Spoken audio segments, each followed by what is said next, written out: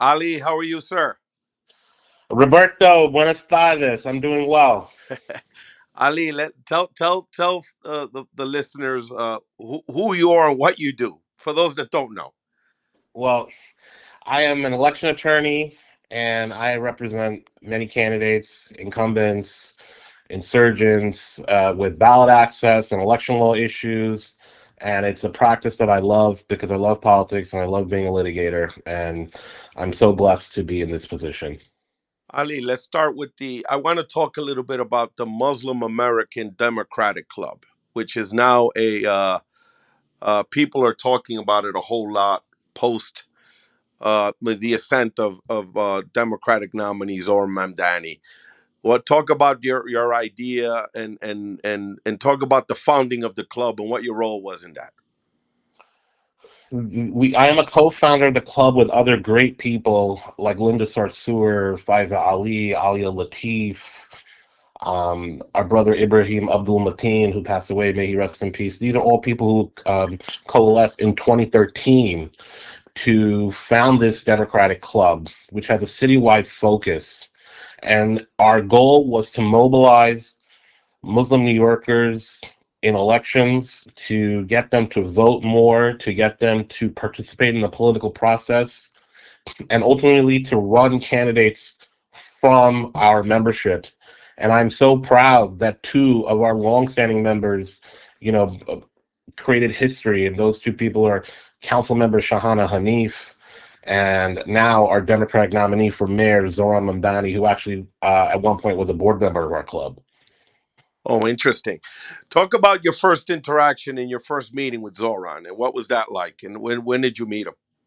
Zoran volunteered back in 2015 on my city council race. When I ran for city council in Eastern Queens, the seat had opened up, and he read about my campaign in the newspaper, and he came all the way out to Eastern Queens to volunteer in the race, and we knocked on doors together. And I saw in him a greatness even then, something very unique, and I didn't let him go, and we have been working together since then.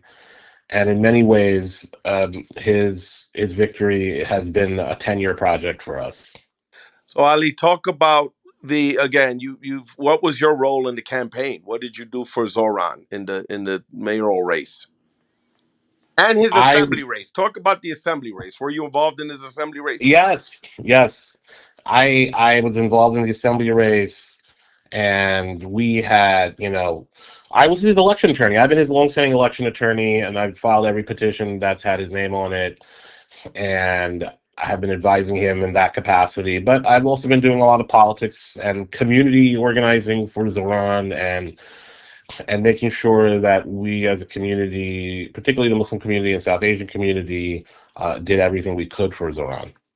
Talk about that. Now let's talk about the sort of the numbers in the Muslim and the South Asian community. Give me your thoughts on the numbers. Were you surprised? And talk a little bit about the plan around the organizing and bringing these folks to the polls. We have come such a long way in this community. If you look at the results in places like Jamaica Hills in Queens, like the 24th Assembly District, if you look at Parkchester in the Bronx with the pockets of Bangladeshis and Yemenis, if you look at South Ozone Park in Richmond Hill with the Guyanese community, you are seeing turnout at higher levels. And you know what? I think that the turnout has been great. And I think we haven't hit our ceiling. We still have a lot of people that we need to bring out that didn't come out in the primary for the general. And I think that's what we're going to see, an unprecedented turnout from this community in the general election as well.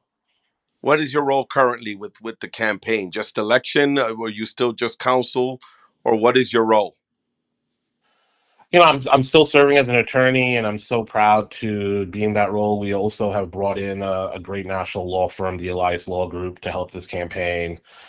And I'm still very much involved in politics for Zoran and trying to create alliances and introductions and getting him to people that may have not been receptive to him before, but I want to meet him now. What do you think of it? What were your thoughts on the partnership meeting? just what you're hearing and reading. Not sure if you were there. I know that Kathy Wild on CNBC, uh, said he was one of the smartest, most, you know, charming people she's ever come across, which is a really high compliment. And Yeah. then I read other things, right? That certain people boycotted the meeting, whether that's true or not, who knows? But what were your thoughts on it? Well, I wasn't at the meeting, and I read the same media that you're referring to, and I think that look, Kathy Wild's statement says a lot about Zoran, and I think his ability to connect with people. And look, one thing I can say about Zoran is he's a great listener. He's like a sponge, and he wants to really learn from people. And so I think that partners in the business community are going to have somebody that they can work with. And there's another big meeting coming up today with tech business leaders specifically. And, I think Zoran is going to prove himself to the business community as somebody that can be a partner. Ali, what were your thoughts on Governor Cuomo, former Governor Cuomo, and his re-announcement of that he's really in this race again? Any thoughts on that? It's so interesting to see Governor Cuomo, and how he has turned out. He's not the same Andrew Cuomo that we know or we're used to in his time as governor. And I never heard Governor Cuomo apologize for anything before, so that was new. And perhaps, humility is coming to him in the most difficult fashion and perhaps should have come earlier. Ali, how about Eric Mayor Adams? I know that you. What are your thoughts on how he's been running his campaign? He's been on a strong media tour and has a lot to say. Obviously, what are your thoughts on that? I know you've sort of pushed back on some of the things that the mayor and his inner circle have been out there promoting. What are your thoughts on how he's running his reelection campaign or his quest for reelection? Look, he is somebody that has clearly defined his lane now as the MAGA candidate in this race.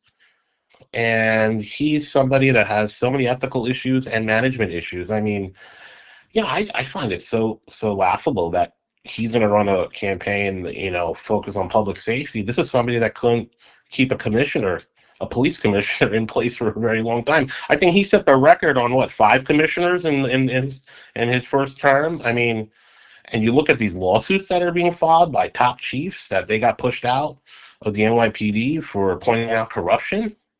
I mean, this is ridiculous. Ali, now let's talk about now the race to November. What do you want to do more of in terms of Zoran, the candidate, you as an advisor, consultant? What's the plan? Look, I think we're going to get Zoran's message out to even more people and going to get him in front of audiences and communities that still need to learn more about him. And the great thing about Zoran is he loves people.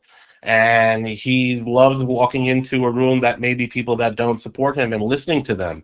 And I think the best thing we can do for Zoran is have as many more people learn about him, introduce him, really listen to him, have him really listen to people, and create those opportunities.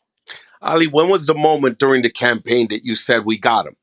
Meaning we're winning this primary. Was there a specific time or moment or thing that sort of drove you to say, "Oh Lord, this is going to happen"?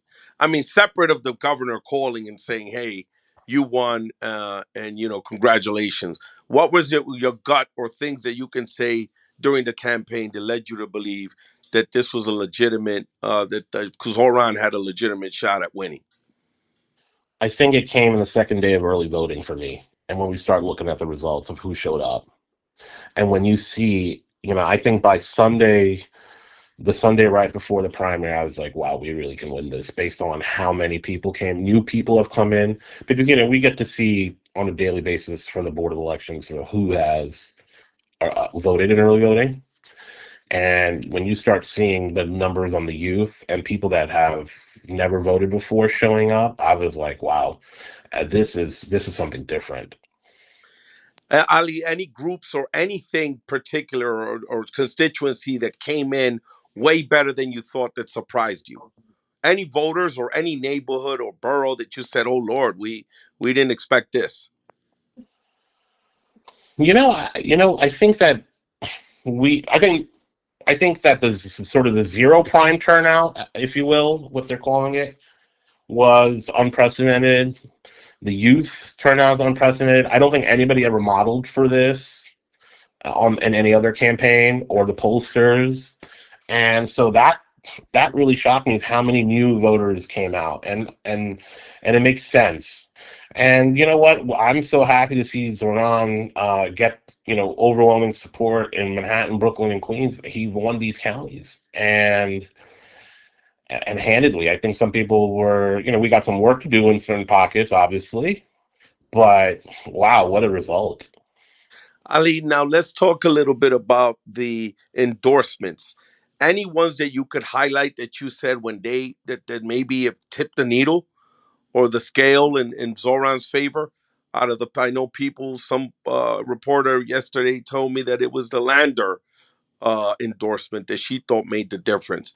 What are your thoughts of something that you were like, wow, when this person or he or she leaned in, that this was a game changer, or You anything know, I particular to support? I think the support of Controller Brad Lander was critical, and I think it really helped Zoran in this election. The way they ran together in the final moments of this campaign really was unprecedented and made a huge impact. And I think that a lot of people who showed up, though, especially the young people and the new people, we have Zoran is a once in a generation candidate and an amazing candidate. And I think that his ability to connect with people on new mediums is really what made the ultimate difference. Ali, now from just a tactician and someone who, has been around a long time as a candidate, as a lawyer, as an campaign manager or strategist. What do you think were some of the things that you were surprised at the way the Cuomo people ran their campaign? That say, wow, this is playing right into our hands. Or why are they doing that? That's not helpful. Anything that stood out in your mind that said, wow, we got them. In the way they ran Well, their operation. I think on a personal level, something that the Muslim Democratic Club and the Muslim community in New York City has had an issue with Governor Cuomo has been the fact that he has never really engaged with our community. He's never visited a mosque in his entire time as an elected official. And that issue was raised in 2018 when Cynthia Nixon primaried him, and our club had actually done some of the due diligence and research on that fact and presented it. And he still never came around, and he never came around once during the campaign, not once. And to me, such a disregard for a sizable community in this election showed that it was the same old Cuomo. Interesting. Ali, thank you again. We're at that mark. I try to keep this short and sweet and to the point. Anything that I didn't ask you that you want to talk about? No, man, and I'm just so happy that you got this podcast going, and you are the OG of this, and it's been great to listen to. Ali, all the best, continued success, and keep doing what you're doing, my friend.